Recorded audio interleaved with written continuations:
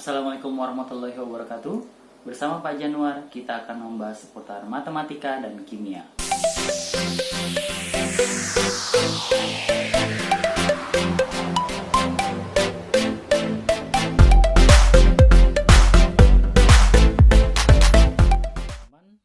Di pembahasan matematika kali ini kita akan membahas tentang kesebangunan dan kekongruenan. Namanya repot ya. Jadi ada yang sebangun, ada yang kongruen. Mungkin teman-teman sering mendengar ini nanti ketika ketemu di soal-soal ujian ya.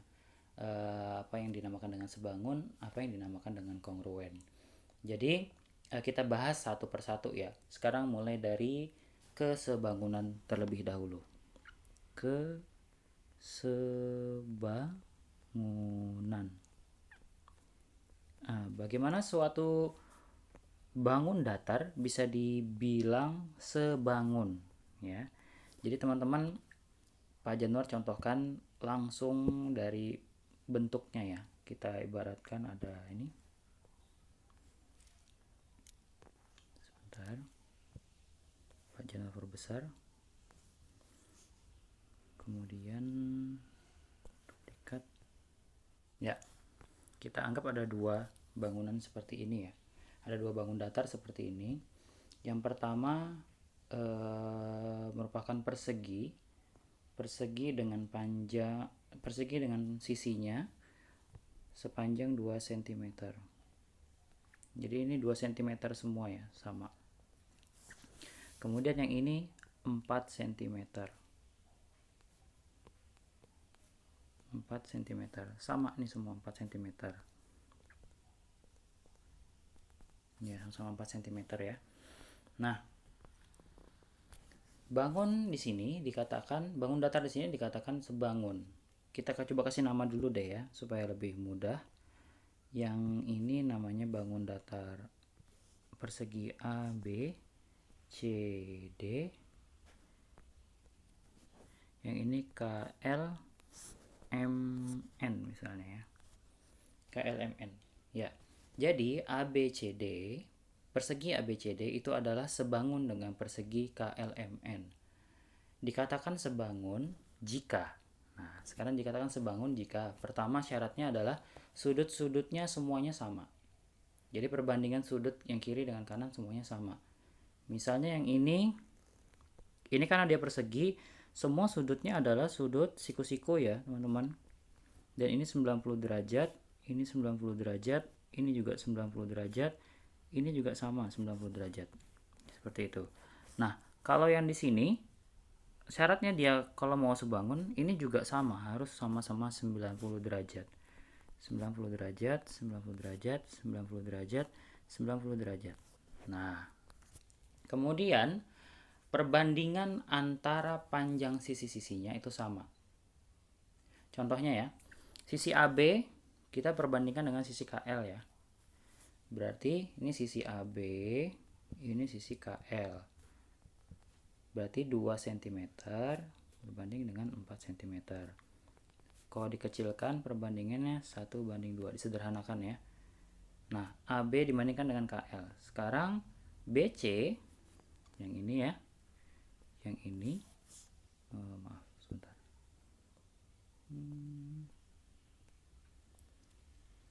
BC, lihat aja ya BC ya. BC itu dibandingkan dengan LM berarti ya, yang di sebelah sana. LM. Maka dia juga 2 berbanding 4 cm. Sama ya. Maka ini juga 1 berbanding 2. Seperti itu. Nah, perbandingannya sama. Jadi syarat sebuah bangunan itu sebangun tidak mesti besarnya sama ya, tidak mesti besarnya sama. Jadi syaratnya perbandingan sisinya, panjang sisinya sama, dan juga sudut-sudutnya yang sama besar. Jadi itu. Ya, sekarang kita akan coba lagi membuat sebuah bangun datar yang sebangun. Sekarang kita coba di bangun datar segitiga ya. Kita bisa contoh seperti ini. Oke, kita duplikat saja. Posisi kita rubah.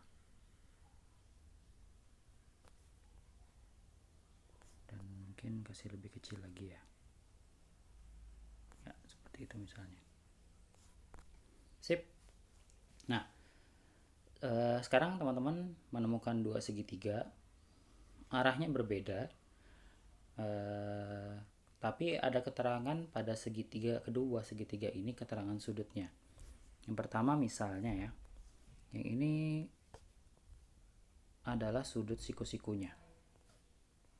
Sudut siku-sikunya. Kemudian kalau yang ini sudut siku-sikunya di sini. Nah, kemudian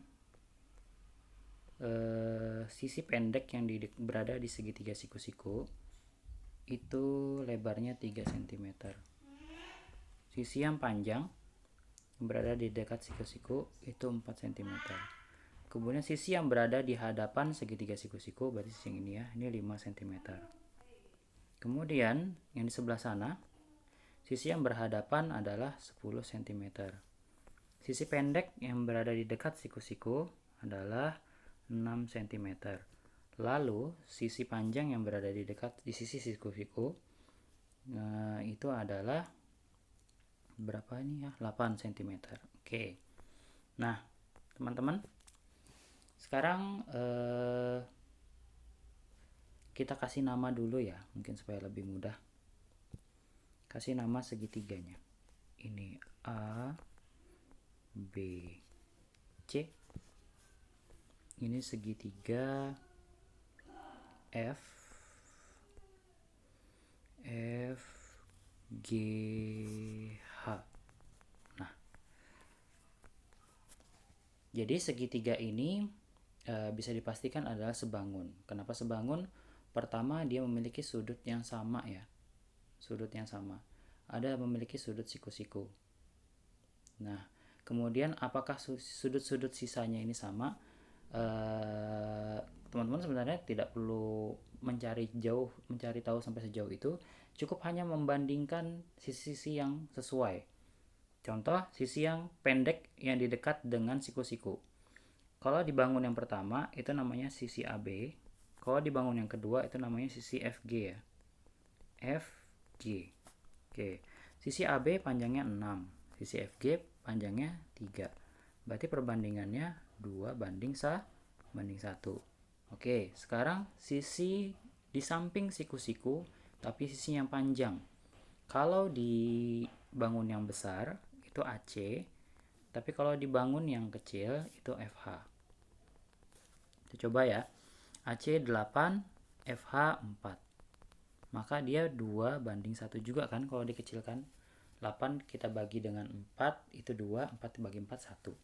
Ini sederhananya 2:1. Lalu sisi GH, sisi GH, sisi BC ya, yang berada di hadapan siku-siku bagi segitiga yang besar. Dan sisi yang di hadapan siku-siku bagi segitiga yang kecil adalah sisi GH. Terbalik tadi ya. Nah, 10:5. Maka 10/5 atau disederhanakan 10 dibagi 5 2 ya. 5 dibagi 5 1. Nah, sama-sama 2:1. Ketiga sisi ini memiliki perbandingan yang sama. Artinya segitiga ini sebangun, teman-teman. Jadi seperti itu. Nah, sekarang bagaimana kalau yang tidak sebangun? Kita contoh misalnya ya, oke. Bentuknya sama, teman-teman. Bentuknya sama, tapi belum tentu sudutnya sama ya. Belum tentu sudutnya sama. Jadi kalau misalnya tidak diberi keterangan sudut tapi hadapannya sudah sama, berarti lihat perbandingan sisinya ya. Misalnya ini A, B, C, D. Ini K, L, M, N. Kemudian ini 8 cm.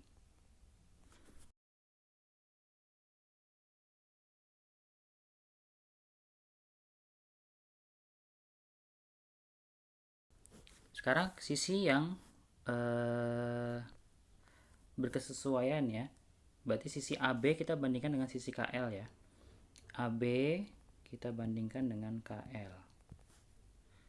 AB 8, KL 6. Kalau kita kecilkan, kita bagi 2, ini 4, ini 3 ya. Dibagi 2, dibagi 2. Ini 4, ini 3. Oke, sudah dapat tuh. Ini tidak bisa dibagi lagi, berarti ini sudah perbandingan paling sederhana. Nah, sekarang sisi berikutnya, sisi BC dengan sisi LM. Sisi BC dengan sisi LM. Nah, BC-nya 5 cm di sini, kemudian LM-nya 3 cm. 3 cm, ini 5 cm ya. 5 cm. Maka ini tidak bisa dikecilin lagi teman-teman, udah perbandingan tersederhananya 5 berbanding 3. Nah, ini bisa dikatakan dia tidak sebangun. Karena kalau sebangun harusnya perbandingan BC dan LM ini sama seperti yang ini teman-teman. Sama-sama 4/3. Perlu kita terusin lagi ke yang lain? Boleh. Nih, DC misalnya ya. Sisi DC dibandingkan dengan sisi NM. Oke. DC itu 5 cm ya. Dan NM 4 cm. 4 cm. Artinya nggak bisa dikecilin lagi nih, ini 5/4. Sekarang, nah ini aja udah nggak sama juga dengan yang kedua yang sudah kita tentukan, yang sudah kita hitung. Yang ini sama yang ini udah nggak sama. Nah ini artinya dia tidak sebangun teman-teman, walaupun dari bentuknya sama dan juga mungkin dari sudut-sudutnya juga sama, tapi dia tidak sebangun. Seperti itu ya. Ya, oke. Kesebangunan, nah kita cukupkan. Kita bahas lagi ke kongruen. Nah, kalau kongruen teman-teman, kalau kongruen ini semuanya sama, bahkan ke panjang-panjangnya pun sama. Jadi kita contoh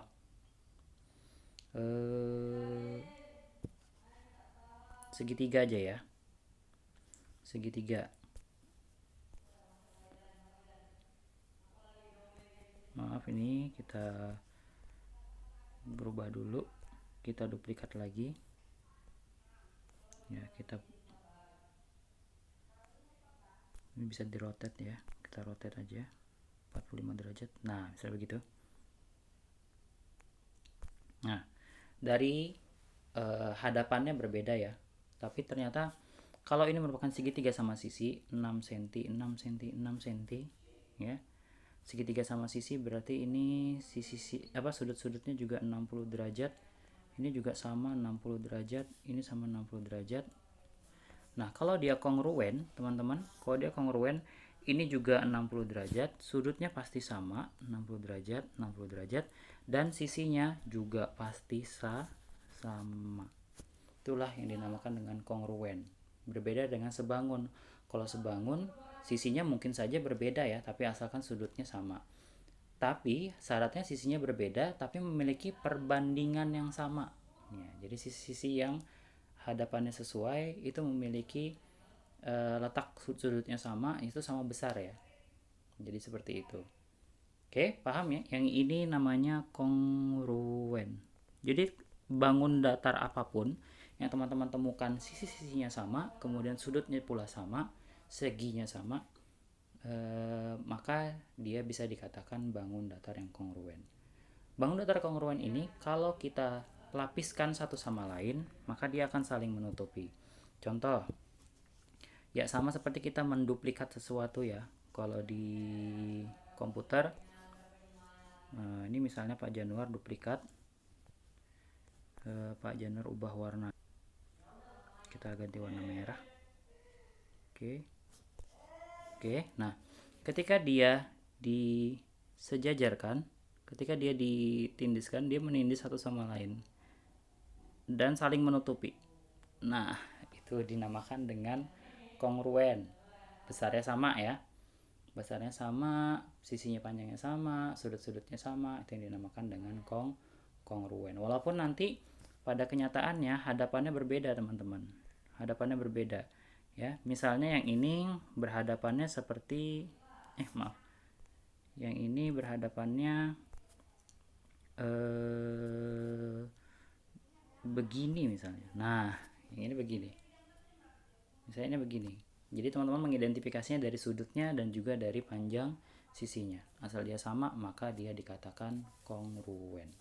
Oke, cukup pembahasan kita tentang kesebangunan dan kongruen.